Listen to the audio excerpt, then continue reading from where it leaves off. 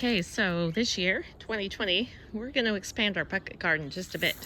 Now last year we planted a lot of buckets, we put them up on an old table, things like that, but we're kind of revamping the yard and we've done some work on our storage shed, or as my daughter would call it, her she shed. And we've decided this year that our bucket garden is not going to sit on a table or on the ground. It's actually going to be, we're going to build a pergola type style bucket garden with lots of hanging hooks, and we're going to do some different styles of buckets with different plants and see which ones work best, and create a cool little outdoor area for it. So stand by. This is our start. We've cleared the area. We'll eventually grind out the stump, but this is where she's going to go. Okay, so here is the new bucket garden trellis. So we decided to try something new.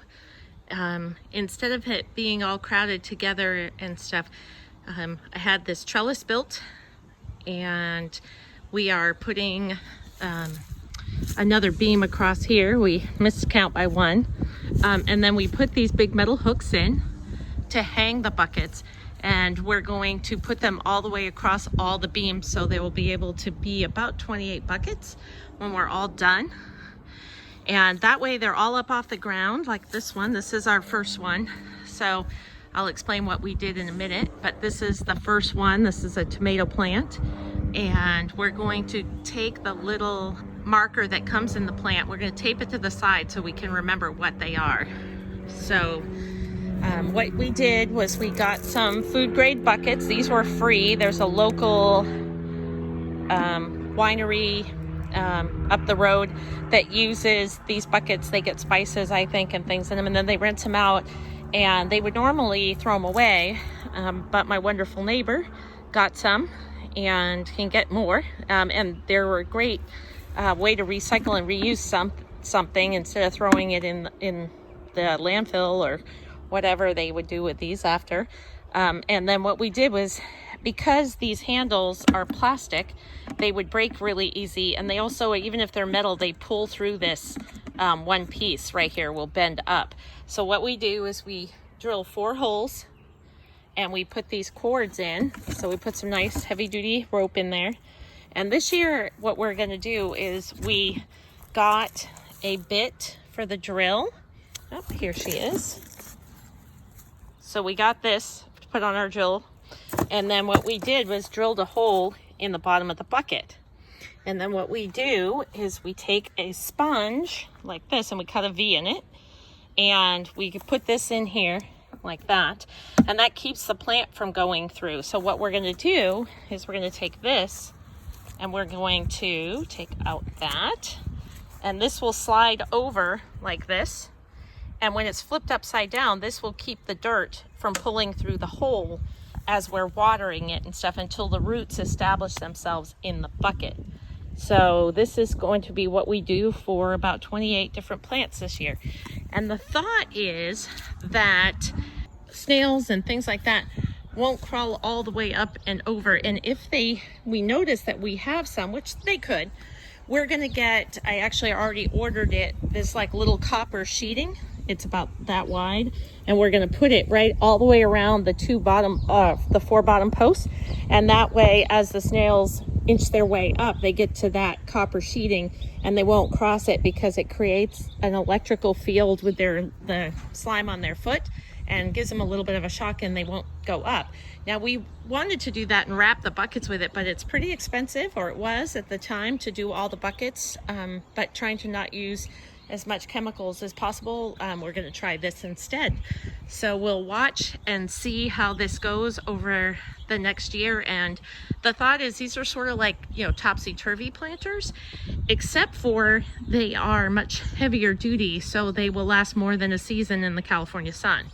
So hopefully this, I know that my friend Carlos, who built this for me, is going to put one of these in his backyard. He thought it was a great idea, so he's going to build a smaller version in his yard. So it's just a great way to get them up off the ground, and the plants will grow down. They won't get as mixed up around themselves and through each other as they're headed down. So we'll keep taking videos as it grows in and let you know how it goes. So we put the little sponge in there and we put the base of the plant into the little notch that we created in the sponge. And you can see it's hanging, the plant is hanging below. And so now we're gonna fill her full of soil and get her up on the trellis. And the great thing about the little sponge, not only does it hold the plant in place, it keeps the dirt from coming through. So, and these were really inexpensive, just solo sponges. I think they were 6 for like $1 or something. They were not very expensive. So using the old buckets that we got from last year, plus a few new ones that we got for free, the plants we got at Lowe's and Home Depot. And then we're also planted some seeds for some plants that we're gonna grow. So we have a little bit of everything going in, but this will be all, they will put hooks in, they will put one more beam across and then put the hooks in on all of the rafters so we can put a bunch more buckets on here. Okay, so the first sets of buckets with plants are up. Our beautiful California weather, it's been in the 60s and 70s, so for those of you in the frigid climate, I apologize. I'm sorry for you, I feel for you. But we put up 9 buckets, I believe. 1, 2, 3, 4, 5, 6, 7, 8, 9. We have a few more to clean out from last year that we're gonna put up here, and then we're gonna get a few more and fill out all about 28 buckets. We have some peppers, we have some herbs growing, we have tomato plants, we're gonna probably put in some eggplant and some other stuff to see how the garden grows. But I really love it, and I am off to get a water wand so that my short self can water into the buckets easier than getting on a ladder. So this is phase 1. Pretty cool so far. I think I dig it. So if you have a small yard, this is, I believe it's like 8 by 8 or something like that, or 8 by 10. So a very small footprint, but once we get all the buckets in, you'll see how much you can grow in that small space.